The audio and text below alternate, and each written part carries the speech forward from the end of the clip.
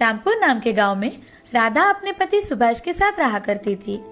गरीबी के कारण उन्हें 2 वक्त की रोटी भी बड़ी मेहनत से मिला करती थी।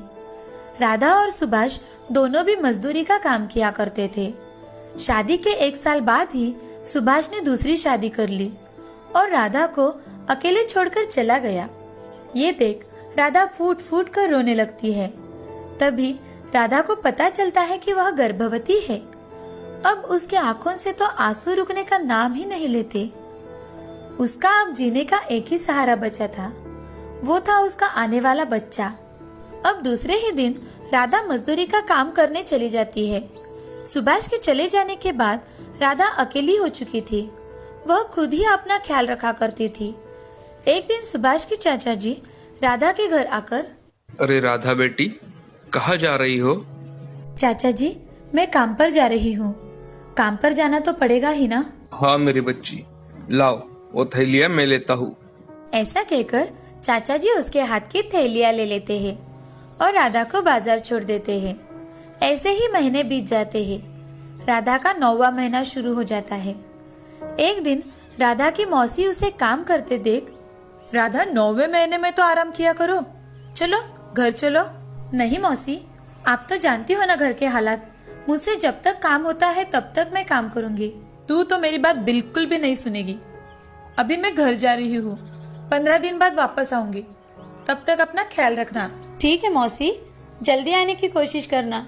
हाँ मेरी बच्ची, तब तक तुम अपना ख्याल रखना।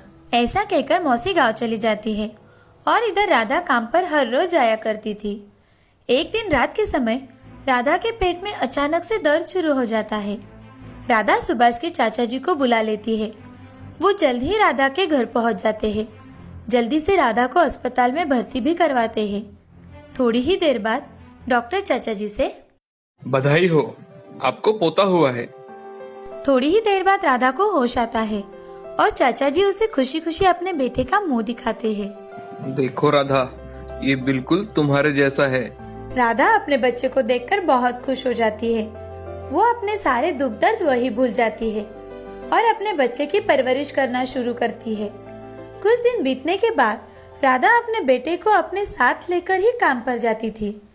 जैसे जैसे सुधीर बड़ा होने लगा तो सारे बच्चों के साथ पिताजी को देखता तो अपनी माँ से, माँ, मेरे पापा कहाँ है?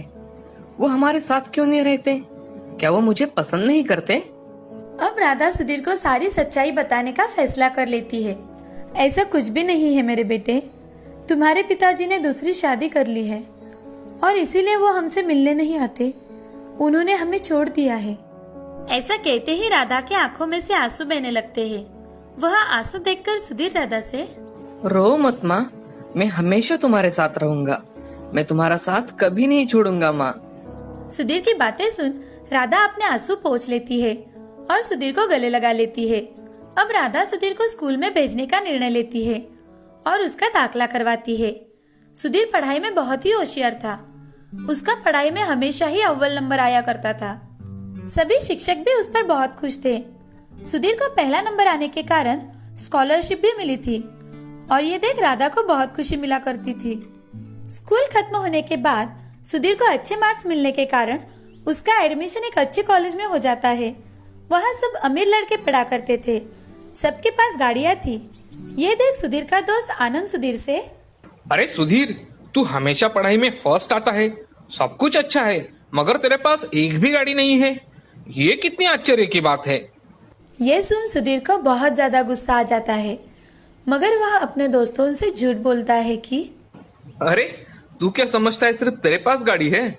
मेरी माँ ने मुझे मेरे जन्मदिन पर ही गाड़ी तोहफे में दी थी। मेरे पास भी गाड़ी है।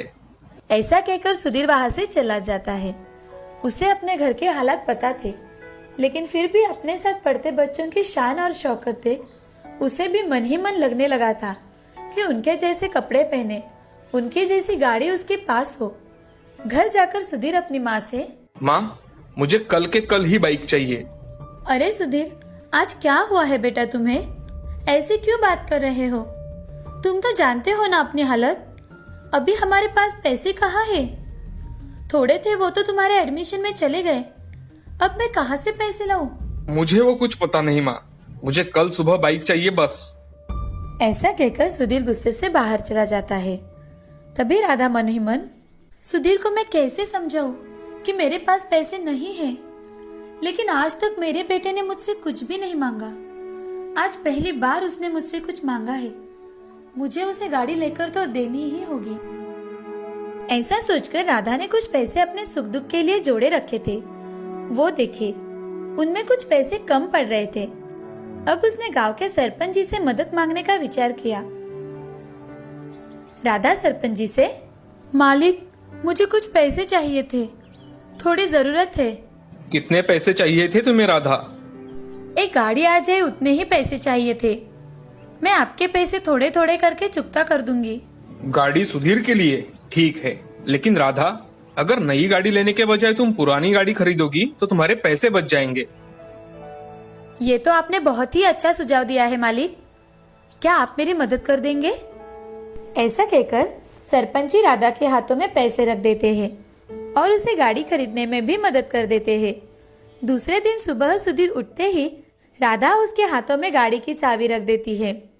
तभी सुधीर बहुत खुश हो जाता है और गाड़ी लेकर वहां से चला जाता है।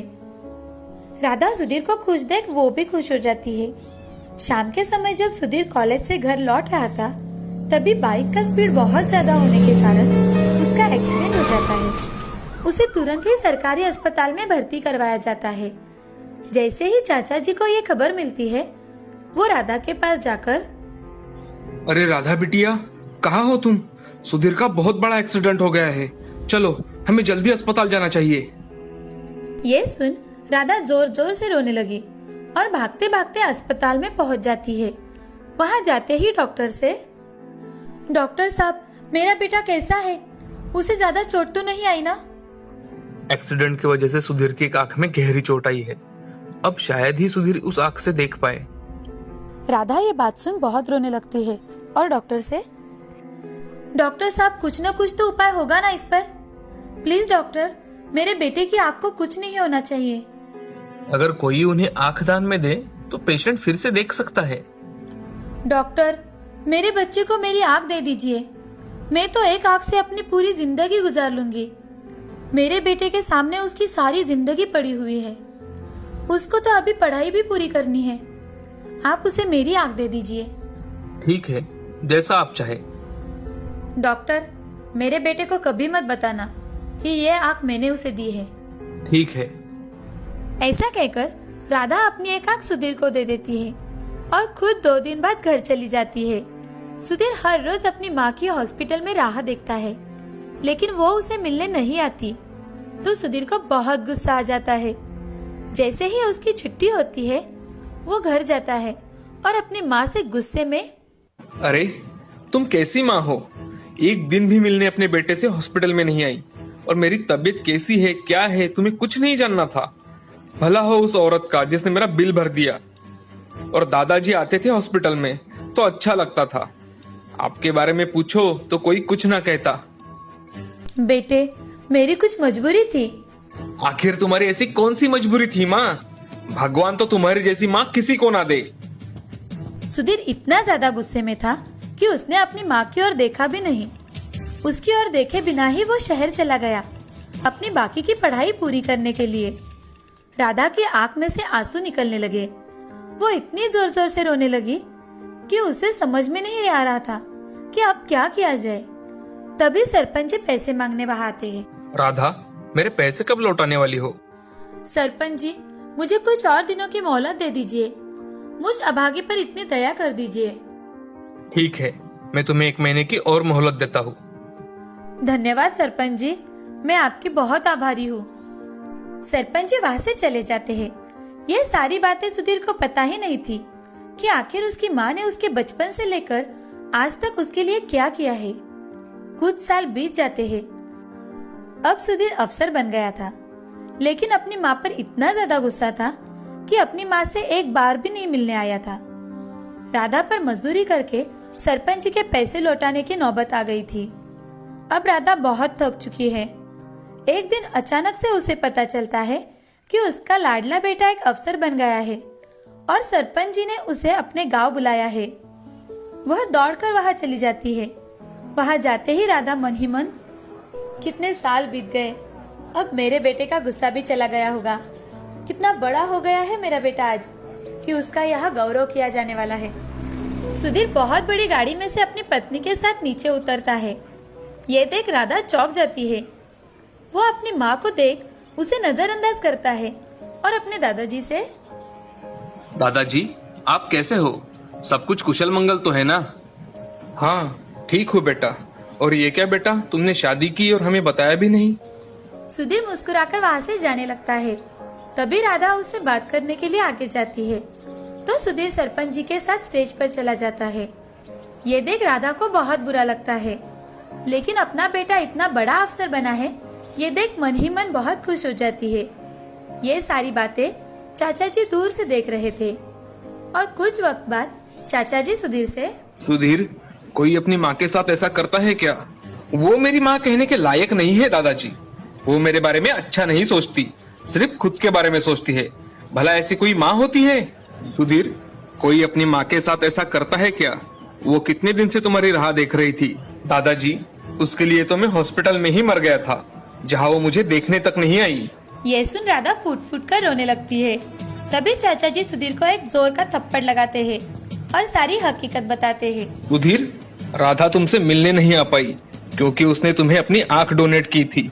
अगर वो ऐसा नहीं करती तो तुम जिंदगी भर के लिए एक आंख से अंधे हो जाते। ऐसी माँ नसीब वालों को मिलती है सुधीर, तुम्हें तो इसकी कोई कदर नहीं है। कभी अपनी माँ से पूछा कि आखिर उसके आंख को क्या हुआ है? सुधीर चाचा जी की बातें सुनकर चौंक जाता है और भागते हुए अपने माँ के पास आता है। अपने माँ के पैर पकड़कर माफी मांगता है। सुधीर की आंखों में आंसू देख राधा उसे माफ कर देती है और अपने बेटे को गले लगा लेती है। हमें इस कहानी से ये सीख मिलती है कि अपने बड़ों का हमेशा सम्मान करना चाहिए। वो हमेशा अपने बच्चों का भला ही सोचते हैं। सच्चाई पता न हो तो उन्हें कभी भी हमारे शब्दों से दुखाना नहीं चाहिए। हमारी जिंदगी में माँ का स्थान अमूल्य होता है।